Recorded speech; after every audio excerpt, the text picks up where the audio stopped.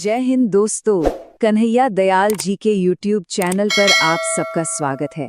तो दोस्तों 1 फरवरी देश का बजट आ चुका है और सुनिए, ये सिर्फ एक खबर नहीं है, ये है एसएससी, रेलवे और पुलिस एग्जाम में सीधे सीधे 2 से 3 पक्के नंबर। और हाँ, सिर्फ एग्जाम ही क्यों, एक आम नागरिक होने के नाते ये जानना तो बनता है ना कि भाई सरकार हमारी जेब में क्या डाल रही है और क्या निकाल रही है। तो आज हम क्या करने वाले हैं? हम बजट के इतिहास से लेकर 2026 के जो बड़े बड़े ऐलान हुए हैं, सब कुछ एकदम आसान भाषा में समझेंगे। इस विश्लेषण के बाद यकीन मानिए, बजट का कोई भी सवाल आपको परेशान नहीं कर पाएगा।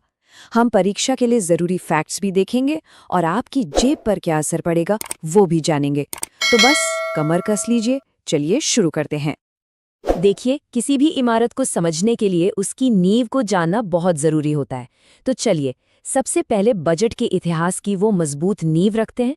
ये स्टैटिक जीके के वो सवाल हैं जो हर परीक्षा में बार बार पूछे जाते हैं, तो एक एक पॉइंट को एकदम ध्यान से सुनिएगा। चलिए, अब एक मजेदार बात बताता हूँ। क्या आपको पता है कि हमारे पूरे संविधान में बजट शब्द है ही नहीं? जी हाँ, बिल्कुल सही सुना। आर्टिकल 112 के हिसाब से इसका जो ऑफिशियल नाम है वो है वार्षिक वित्तीय विवरण, यानी एनुअल फाइनेंशियल स्टेटमेंट।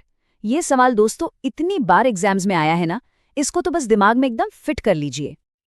अब जरा इतिहास के उन 3 सुनहरे पन्नों पर नजर डालते हैं जहां से सीधे सीधे सवाल बनते हैं। नंबर 1, 1947 में स्वतंत्र भारत का पहला बजट पेश किया R.K. षणमुखम चेट्टी ने।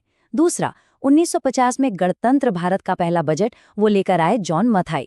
और तीसरा, एक ऐसा रिकॉर्ड जो आज तक कोई नहीं तोड़ पाया, मोरारजी देसाई जी का, जिन्होंने 1-2 बार नहीं, पूरे 10 बार बजट पेश किया। इतिहास तो हमने अच्छे से समझ लिया, अब आते हैं आज बार वर्तमान पर।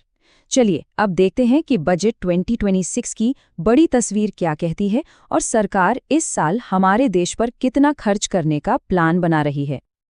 और ये रहा इस साल का वो जादुई आंकड़ा जिसे आपको याद रखना है, 53.5 लाख करोड़ रुपए। जी हाँ, इतना विशाल है इस साल का कुल सरकारी खर्च। यही पैसा देश के विकास, हमारी सुरक्षा और हम सबसे जुड़ी योजनाओं पर लगाया जाएगा। अब एक बहुत जरूरी शब्द समझते हैं, राजकोषीय घाटा, जिसका लक्ष्य 4.3% रखा गया है। अच्छा, इसको ना अपने घर के बजट से समझिए। मान लीजिए आपकी कमाई है 100 रुपए और आपका खर्चा हो गया 105 रुपए, तो 5 रुपए का घाटा हुआ ना। बस जब सरकार का खर्चा उसकी कमाई से ज्यादा हो जाता है तो उसे ही राजकोषीय घाटा कहते हैं। सरकार का लक्ष्य है कि ये घाटा जीडीपी के 4.3% के अंदर रहे। तो सवाल उठता है कि इतना सारा पैसा आखिर जाएगा कहाँ? देखिए, सरकार ने इस साल 5 मुख्य मोर्चों पर फोकस किया है। पहला, देश का आर्थिक विकास। दूसरा, युवाओं के लिए रोजगार। तीसरा, किसानों की तरक्की। चौथा, सबका साथ सबका विकास। और पांचवा, पर्यावरण को बचाते हुए ग्रीन ग्रोथ। आप कह सकते हैं कि यही इस बजट की आत्मा है।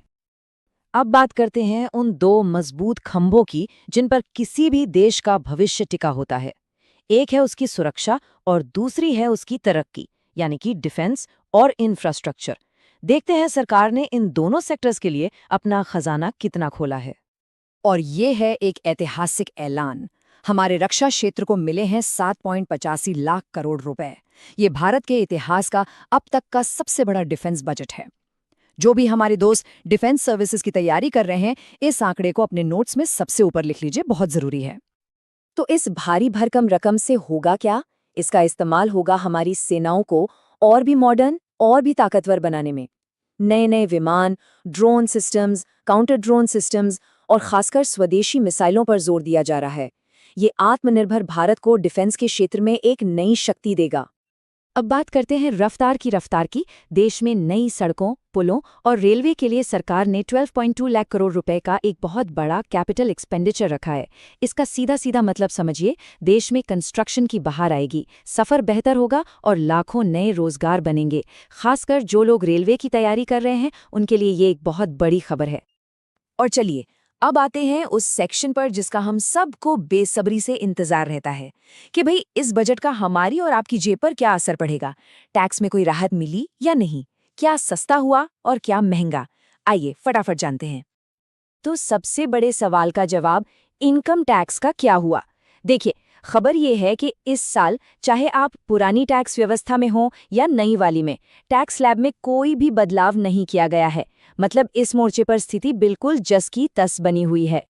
तो फिर सस्ता और महंगा क्या हुआ? जैसा कि आप देख सकते हैं, माइक्रोवेव ओवन के जो पुर्जे हैं, कुछ खास कैंसर की दवाएं हैं और इलेक्ट्रॉनिक खिलौनों के पार्ट्स हैं, ये सब सस्ते होंगे। क्यों? क्योंकि इन पर लगने वाला आयात शुल्क यानी कस्टम ड्यूटी घटाया गया है। और वहीं दूसरी तरफ छाते अब से महंगे हो जाएंगे क्योंकि उन पर ये ड्यूटी बढ़ा दी गई है। और अब एक जबरदस्त खुशखबरी, खासकर उन लोगों के लिए जिन्हें घूमने फिरने का शौक है। विदेश यात्रा पर जो टीसीएस लगता था ना, मतलब टैक्स कलेक्टेड एट सोर्स, वो 25% से सीधा घटाकर सिर्फ 2% कर दिया गया है। अरे वाह! मतलब अब विदेश घूमना मिडिल क्लास के लिए काफी सस्ता हो जाएगा। ये तो बहुत बड़ी राहत की बात है। अब हम आते हैं अपने विश्लेषण के उस हिस्से पर जहां से परीक्षाओं में सबसे ज्यादा सवाल पूछे जाने की उम्मीद होती है। सरकार की नई नई योजनाएं।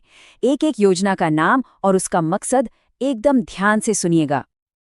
पहली और सबसे खास योजना है भारत विस्तार। आप इसे किसानों के लिए एक एआई यानी आर्टिफिशियल इंटेलिजेंस वाला दोस्त समझ सकते हैं।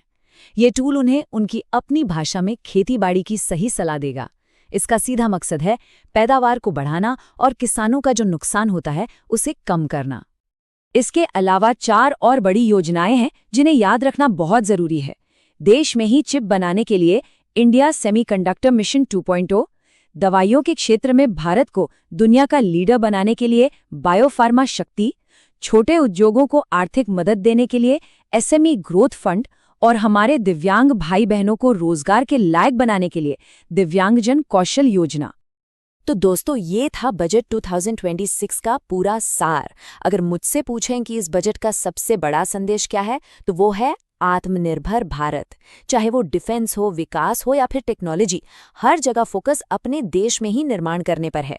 और हाँ, परीक्षा के लिए अनुच्छेद 112 और सभी नई योजनाओं के नाम तो बिल्कुल रट लीजिए।